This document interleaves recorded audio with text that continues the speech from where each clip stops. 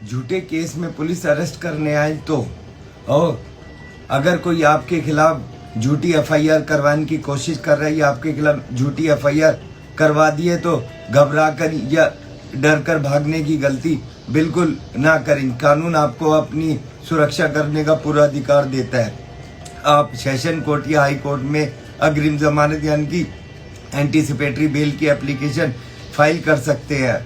आपको anticipatory bail मिलते ही police आपको अरेस्ट नहीं कर सकती और आप कोर्ट में अपनी बेगुनाही को साबित करने का आपको समय मिल जाता है।